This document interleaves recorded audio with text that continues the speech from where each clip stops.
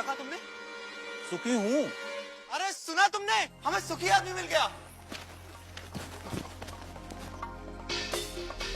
क्या तुम सुखी हो? एक ही बात कितनी बार कहूँ? हाँ मैं सुखी हूँ। लेकिन तुम्हारी कमीज कहाँ है? कमीज? क्या तुमने राजा की घोषणा नहीं सुनी? राजा को सुखी आदमी की कमीज चाहिए। पर मेरे पास तो कमीज नहीं है। क्या तुम्हारे पास कमीज भी नहीं है? फिर तुम सुखी कैसे हुए? मेरा सुख कमीज में नहीं है, मैं ही सुख हूँ। अन्नदाता, वह कह रहा था कि उसका सुख कमीज में नहीं है, वह ही सुख है, वह सुखी है, लेकिन उसके पास कमीज नहीं है। बलभद्र, उसे मेरे पास ले आओ। क्यों? क्या राजा को मेरी और मेरी बैलगाड़ी की सेवा चाहिए?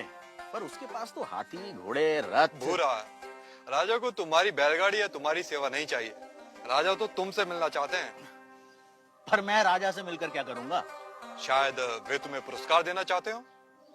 पर मैं राजा से पुरस्कार लेकर क्या करूंगा? शायद पुरस्कार के धन से तुम और सुख पा सको, कमीज खरीद सको। दाता, मैं कमीज के बिना भी सुखी हूँ। पर मैंने सुना है कि धन से वस्तुएं मिलती हैं। क्या धन से सुख मिलता है? और जो सुख से भरा हुआ है उसमें और सुख कहां से समाएगा? अगर राजा मुझसे मिलना चाहते हैं तो वो यहाँ आ सकते हैं, मैं उनसे मिल लूंगा। गाड़ीवान ने आने से मना कर दिया अन्नदाता। अन्नदाता को उससे मिलना हो तो हुकुम को ही जाना होगा।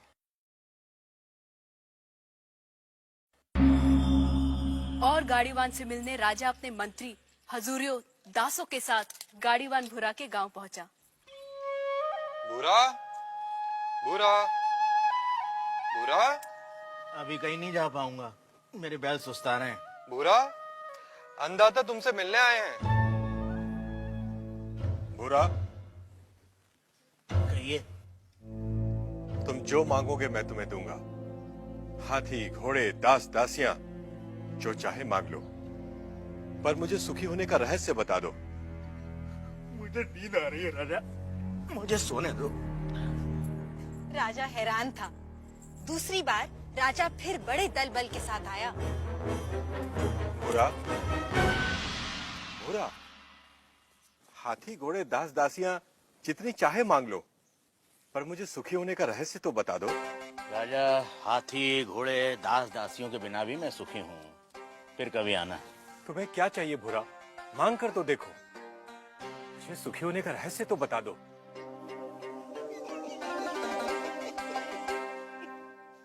जो स्वयं सुख की खान है उसे लालच देने का काम मूर्ख ही कर सकता है।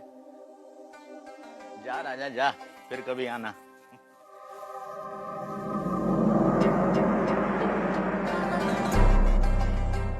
और राजा चला गया। उसे समझ नहीं आया कि गाड़ीवान भूरे को क्या चाहिए था। कि अचानक राजा एक दिन अकेले गाड़ीवान के सामने आ खड़ा हुआ।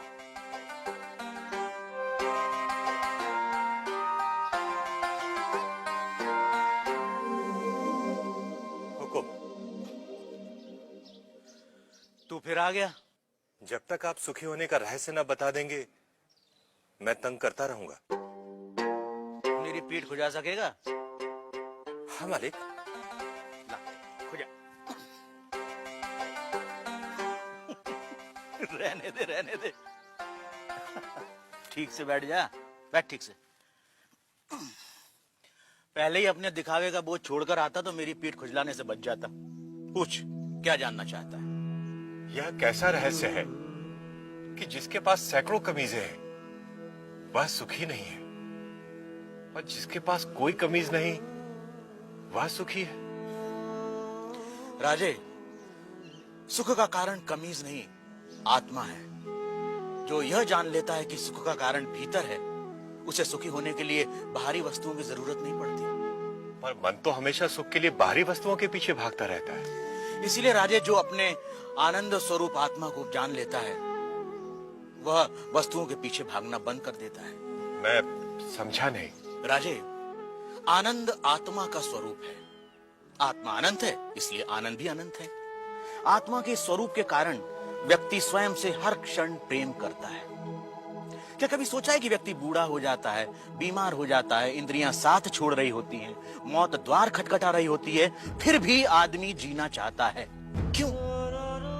क्योंकि हर व्यक्ति स्वयं से हर क्षण हर समय प्रेम करता है। यदि दुख स्वयं का स्वरूप होता तो क्या मनुष्य कभी स्वयं से इतना प्रेम करता? कभी तुमने सोचा है कि कभी कभी आत्महत्या का विचार क्यों आता है? नहीं मालिक। क्या है आत्महत्या का विचार? क्यों भावना के वश में आदमी मन, बुद्धि और शरीर आदि को खत्म कर देना चाहता है? क्योंकि आत्महत्या का विचार भी आत्म प्रेम को ही व्यक्त करता है। जब व्यक्ति दुख और दुख देने वाली स्थितियों से छुटकारा नहीं देखता, तब वह अज्ञानता में आत्महत्या को ही दुखों से छुटकारा पाने का रास्ता समझता है। इतना है मनुष्य का स्वयं के प्रति प्रेम कि वह अपने अस्तित्व को भी समाप्त कर देना चाहता है। सुख भीतर है तो मनुष्य बाहर संसार के पीछे भागता क्यों है? क्योंकि वह स्वयं से प्रेम करता है।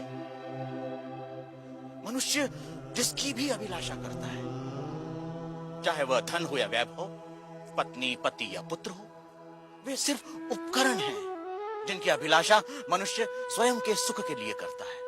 मनुष्य अपनी प्रियतम वस्तु या संबंधी को भी छोड़ देता है यदि वह वस्तु या वे संबंध दुख का कारण हो जाए।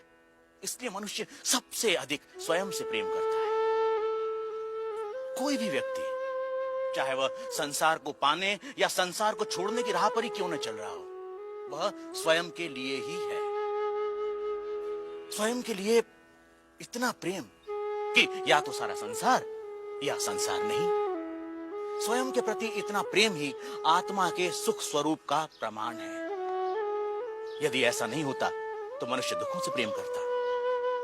चूंकि अज्ञानतावश हम अपने आनंद स्वरूप को नहीं जानते, इसलिए इस आशा में संसार और वस्तुओं के पीछे भागते रहते हैं कि वह हमें छोटे छोटे सुख देगी।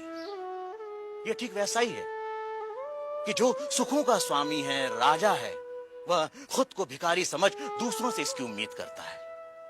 यही है अज्ञान की शक्ति।